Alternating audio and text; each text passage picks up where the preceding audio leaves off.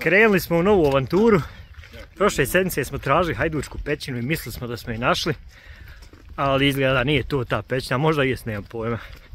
Idemo sad tražiti, vidimo na tom lokalitetu ima li još neka pećina koja je mogla biti hajdučka. Tajb je tu, a sad nam se pridružuje Muamer.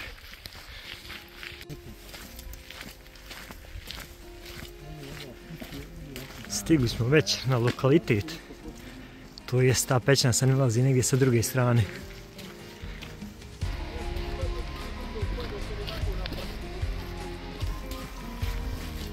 Priroda se polako budi, sve zelenije.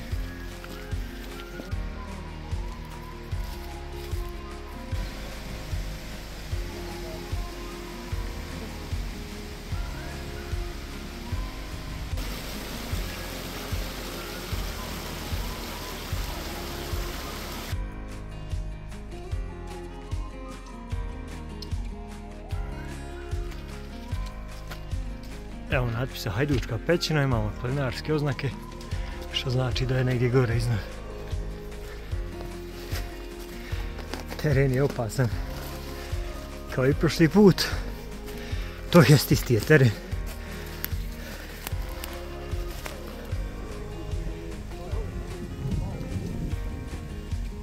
Taj bi Muamer pokušavaju na karti naći pećinu.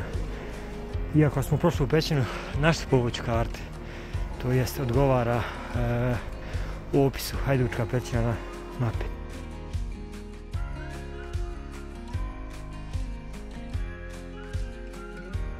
Kao što možete vidjeti, teren je opasan. Dobili smo informaciju da je krajem 80. godina neko stradao na ovom ovdje terenu pokušavajući naći pećinu. Muamer je našao neku pećinu. Ovo što smo prethodno snimali. Izgleda da nije to, ali kaže da vidi tragove medvjeda, pa će slikati. Evo me, ja sam se uspeo gore pod jednu stijenu, gdje smo mislili inače da je taj otvor od hajdučke pećine, taj bramo su dole na Litici. I ovdje na ovoj stijeni, evo vidite kako je samo rupa.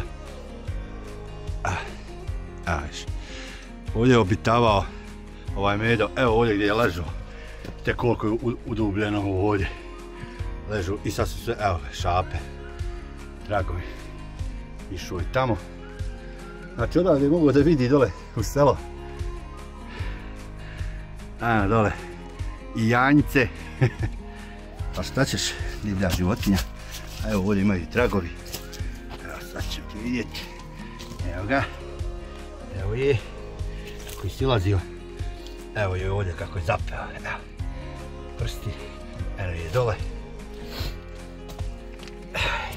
Gledaj, evo, jastučić, prsti. Treba otare da prođe.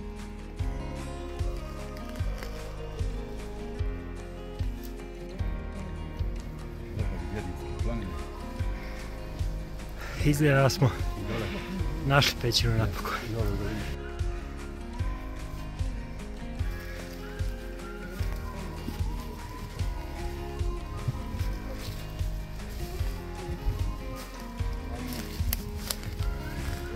Pronašli smo pećinu, tačno iznad pećine u kojoj smo taj i ja bili prošle sedmice. A ovo sada izgleda kao brlog. Neko je ložio vatru nekad. Danas je 6. april, jutro sam je i snijeg pao, rano, pohladno je vjetar. Sada ulaz u pećinu.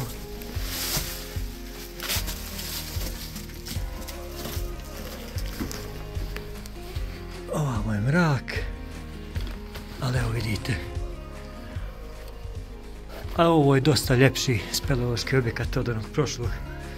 Odmah mogu reći, na samom ulazu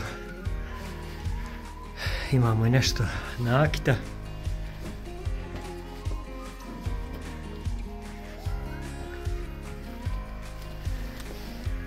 Evo neki pećinski ljudi su ostavili konzerve.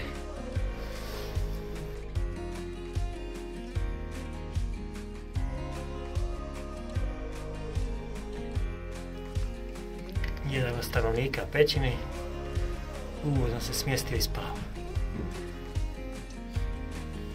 Pećina je relativno bogata nakitom pećinskim. Ovako zanimljiv speleološki objekat. Eto bube neki.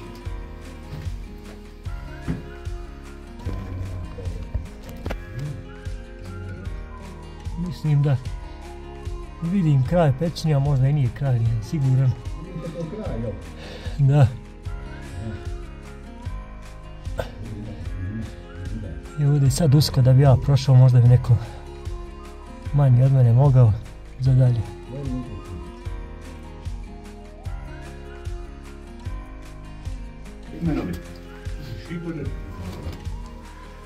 Zanimljiv speleološki objekat u svakom slučaju.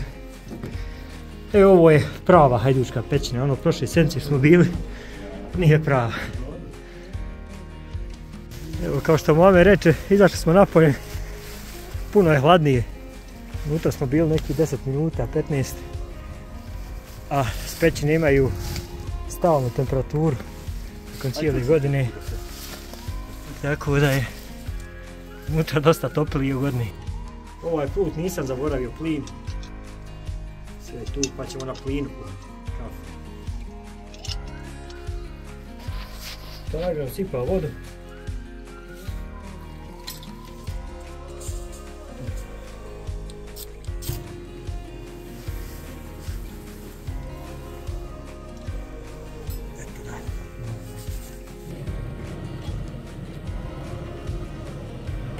Kafa nam je gotova, možemo je skinuti.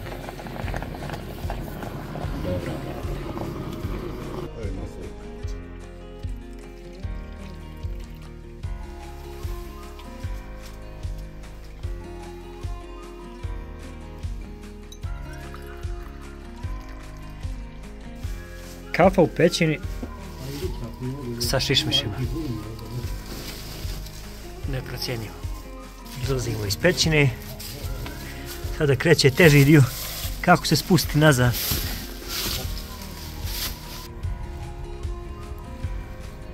Da vam malo dočaramo kako bi pad ako krenemo.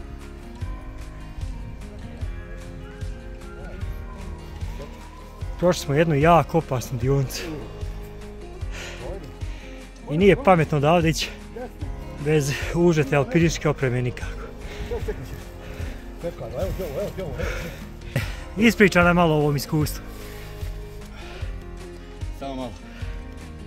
Sve je okej, ali u povratku s ove pećine, pošto nemaš kud drugo nego samo nazad kud si došao. A nazad je još teži. Nemaš se zašta uhvatiti. Palica. Trese se, vidi ruku. Klizavo snijeg. Bilo je od snijega, mogu reći. Gdje zbog? Ali ovaj dio na koji smo sad... Bez užati, ne. Bio. Evo za salati. Našli smo malo srijemaša. Ima neku sirnicu. Salata u sirnicu znači. Ja ga. Primješ.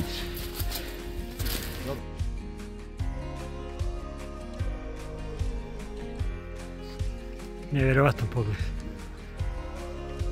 Skoro pa cijelim putem. Šuma je ovakva, zarasla i jako nam je teško kretati se. Ali pošto volimo avanturu, nam ovo nije nikakav problem.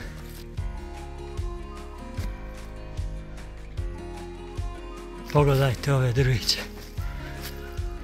Jako impresivno.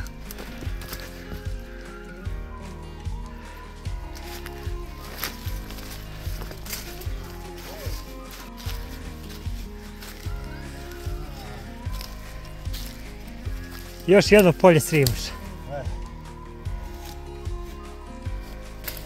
Pogledajte koji je srijemaš.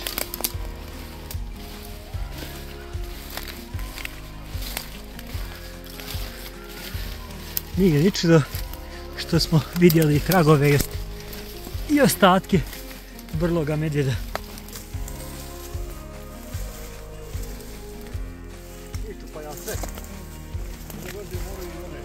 I ovdje je nešto ležalo, a evo vidite ovdje, krzno nešto je, nešto je poderano.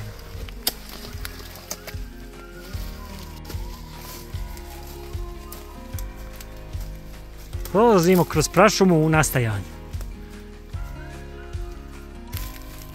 Popeli smo se na vrh iznad pećine. Prilično je teško doći do njega zbog rastinja, ali evo, uspjeli smo. Po karti vrh se zove Lipik. 874 metara. Stali smo da odmorimo malo. Muamer salatu uzima tajbu iz džepa i jede. Tajbe ostati bez srijemaša. Ima dovoljno.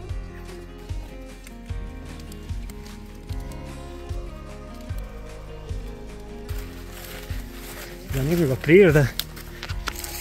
Svakako. Ali evo, naišli smo kao na jedan platu. Kako lijepo izgledaju i plodovi božikavine. Evo, imamo neko se i 90. godine upisao na drvo.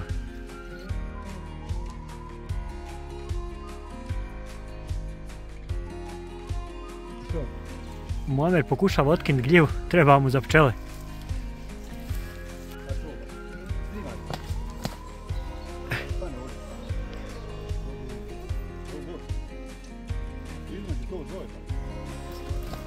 Nemoj. Izgubio si eto i šal, maramu. Nemoj sad da zustaje.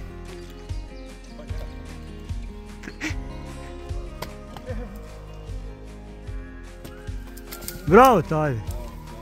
Biće za pčele, evo gljiva. U ovom dijelu imamo dosta zove. Zbog čega bi moglo doći kada zova procvate da beremo za sok i za čaj. Napolju je hladno.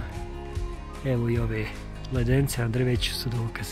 Zaista je bio pun pogodak ovo što smo odlučili da idemo na vrh, a ne da se spustimo. Zaista priroda je ovdje nevjerojatno lijepa. Nevjerojatno lijepa, zaista. Divljina, zelenilo, ogromna stabla. Zaista prelijepo. Bjedinska planina je ubjedljivo najdivlja i najljepši dio kod njuga. I uvijek je nevjerojatno iz kog razloga najdivlji dio planine nije u zaštićenom pejzažu. Nemam više baterije da snimam. Evo, došli smo do jednog od potoka koji čini Hajdučki potok dole ispod.